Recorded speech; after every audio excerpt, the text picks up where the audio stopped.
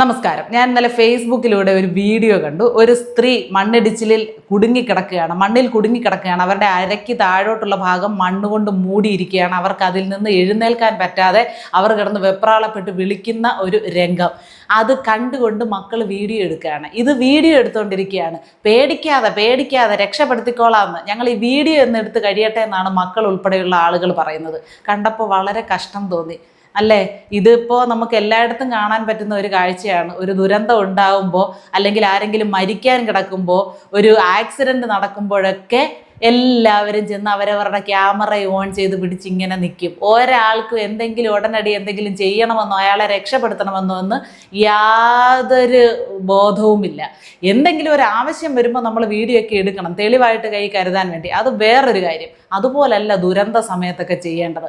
ഞാൻ ഇതിന് മുമ്പ് ഒരു 5-6 മാസത്തിന് മുമ്പ് ഒരു വീഡിയോ ചെയ്തിട്ടുണ്ട്. അച്ഛൻ ICUയിലാണ്, മോള് ആശുപത്രിയിൽ ചെന്ന് ഈറ്റിനിടെയൊക്കെ ചെയ്യുകയാണ്. എൻ്റെ ഹോസ്പിറ്റലിൽ ഒരു ദിവസം എന്നൊക്കെ പറഞ്ഞ്, ഹലോ ഗൈസ്, നമ്മളിപ്പോൾ ആശുപത്രിയിലാണ്, അച്ഛൻ ICUയിലാണ്, അച്ഛൻ ഇപ്പോൾ ഗുരുതരമായിട്ടുള്ള അവസ്ഥയിലാണെന്നൊക്കെ പറഞ്ഞ് വീഡിയോ എടുക്കുകയാണ്. എങ്ങനെ പറ്റുന്നതെന്നറിയത്തില്ല. ഇങ്ങനെയുള്ള അവസ്ഥകളിൽ സ്വന്തം അച്ഛനമ്മമാരൊക്കെ അപകടത്തിൽപ്പെട്ട് കിടക്കുന്ന സമയത്തൊക്കെ ഇങ്ങനെ വീഡിയോ എടുക്കാനുള്ള മനസ്സ് നമുക്ക് എങ്ങനെ വരും?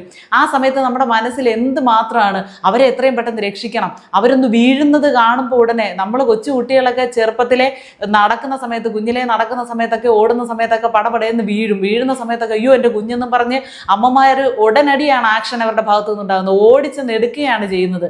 അതുപോലെ തിരിച്ച് അച്ഛനമ്മമാർക്ക് എന്തെങ്കിലും ഒരു ദുരന്തം ഉണ്ടാകുമ്പോൾ എടുക്കണം പിള്ളേരെ, അവരെ രക്ഷിക്കണം. അതിനാണ് നമ്മൾ ആദ്യം ഒരുങ്ങേണ്ടത്. വീഡിയോ ഒക്കെ എടുക്കാം, പിന്നെ നിങ്ങൾക്ക് കണ്ടന്റുകളൊക്കെ കിട്ടും. അച്ഛൻ്റെ അമ്മയുടെയൊക്കെ ആയുസ്സും ആരോഗ്യം വെച്ചല്ല നിങ്ങൾ കണ്ടന്റ് കണ്ടുപിടിക്കേണ്ടത്. ഇതുപോലെ കുറേ ഷോ ഇനി കാണാൻ കിടക്കുന്നതേ ഉള്ളൂ. വെള്ളക്കെട്ടിൻ്റെ ദുരിതങ്ങളും മനുഷ്യൻ അനുഭവിച്ചുകൊണ്ടിരിക്കുന്ന, അതിൻ്റെ ഇടയ്ക്ക് തലകുത്തി മറിയുന്നു, വെറും പ്രഹസനങ്ങൾ ഷോ നടത്തിക്കൊണ്ടിരിക്കുന്നു. തലകുത്തി വെള്ളത്തിലേക്ക് മറിയുന്നു, അതിൽ കിടന്ന് നീന്തി തുടിക്കുന്നു, മലർന്ന് നീന്തുന്നു, എന്തൊക്കെയാണോ കിടന്നൊരുത്തം കാണിക്കുന്നത്. ഒരു വീഡിയോ ഇന്നലെ കണ്ടതാണ്. എന്തൊക്കെ രോഗങ്ങൾ ഉണ്ടാകും എന്നുള്ളത് രണ്ടാമത്തെ കാര്യം. മനുഷ്യന് സഹതാപമാണ് തോന്നുന്നത്, ദേഷ്യം വെറുപ്പൊക്കെയാണ് ഇങ്ങനെയുള്ള ആളുകളോട് തോന്നുന്നത്.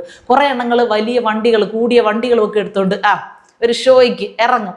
വെള്ളത്തിൻ്റെ നടുക്കൂടെ അങ്ങ് വെച്ച് പിടിക്കും, ഇടയ്ക്ക് ഒന്ന് ഓഫായി അവിടെ കിടക്കും. അതങ്ങനെ ഒരു വശത്ത് കുറേ ആളുകൾ.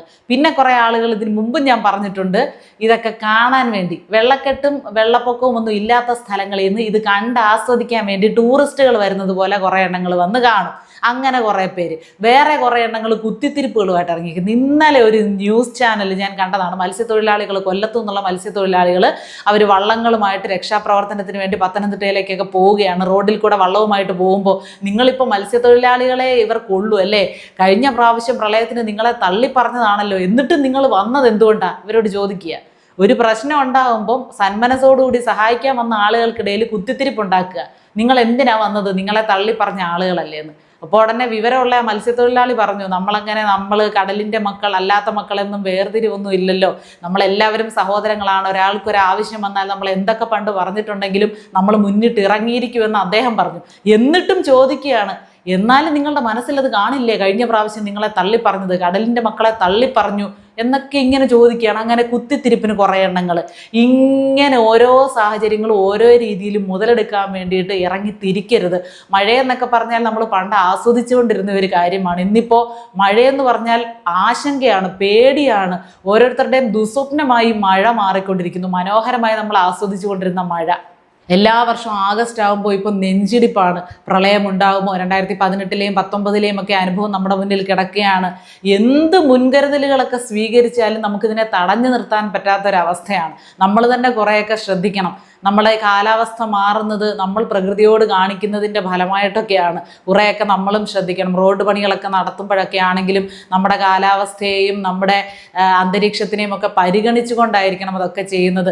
സിറ്റികളിലാണ് ഏറ്റവും കൂടുതൽ ഇപ്പോൾ വെള്ളം കയറിക്കൊണ്ടിരിക്കുന്നത്. ഓടകളിലൂടെയൊന്നും വെള്ളം പോകാനുള്ള മാർഗമില്ല. വെള്ളം എങ്ങോട്ടെങ്കിലും ഒഴുകിപ്പോകണ്ടേ, ഒഴുകിപ്പോകാൻ സ്ഥലമില്ലാതെയാണ് റൂം ഫോർ റിവർ പദ്ധതി പ്രകാരം ഇപ്പോഴും വെള്ളം എല്ലായിടത്തും കെട്ടി നിൽക്കുന്നത്. ചെയ്യാവുന്നതിൻ്റെ മാക്സിമം ചെയ്തിട്ടാണ് കാരണഭൂതൻ ഇറങ്ങിപ്പോയത്. ഇതിനെയൊക്കെ ഇനി റെഡിയാക്കി എടുക്കാൻ എത്ര കാലം വേണ്ടി വരും? നമ്മളുടെ എല്ലാവരുടെയും ശക്തി ഉപയോഗിച്ച് ചെറുക്കാൻ ശ്രമിച്ചാലും പ്രകൃതിയുടെ ശക്തിയുടെ മുന്നിൽ ഒന്നുമല്ല. നമുക്കതിനെ ഒന്നും ചെറുത്ത് നിർത്താൻ സാധിക്കില്ല. എല്ലാത്തിൻ്റെയും അനുഭവത്തിൻ്റെ ആ ഒരു വീര്യം കുറയ്ക്കാനേ പറ്റുകയുള്ളൂ. ഈ വരുന്ന ദുരന്തങ്ങളെ പ്രശ്നങ്ങളെയൊക്കെ നേരിടാൻ നമ്മൾ പരമാവധി ശ്രമിക്കുക. അത് മാത്രമേ നമ്മളെ കൊണ്ട് പറ്റുകയുള്ളൂ. അതിനൊക്കെ എല്ലാവരും ഒറ്റക്കെട്ടായിട്ട് നിൽക്കണം.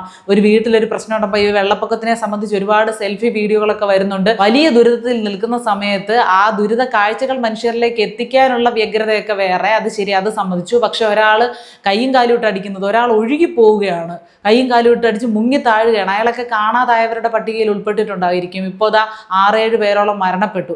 മുങ്ങി താഴുന്നതൊക്കെ കാണുമ്പോൾ വീഡിയോ എടുത്തുകൊണ്ടിരിക്കാതെ എന്തെങ്കിലും രക്ഷിക്കാനുള്ള, അറ്റ്ലീസ്റ്റ് ആരെങ്കിലും ഒന്ന് ഫോണിൽ വിളിച്ച് അവിടേക്ക് എത്തിക്കാനുള്ള ഒരു മനോഭാവമെങ്കിലും നിങ്ങളിൽ ഉണ്ടാവണം.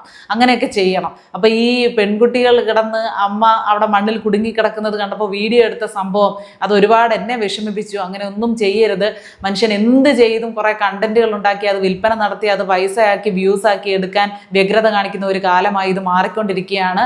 ആ ഒരു ചിന്ത നമ്മളിൽ നിന്ന് മാറണം. ഇങ്ങനെയൊക്കെയുള്ള സന്ദർഭങ്ങളിലെങ്കിലും നമ്മൾ കുറച്ച് മനസാന്നിധ്യം കാണിക്കണം, മനുഷ്യത്വം കാണിക്കണം.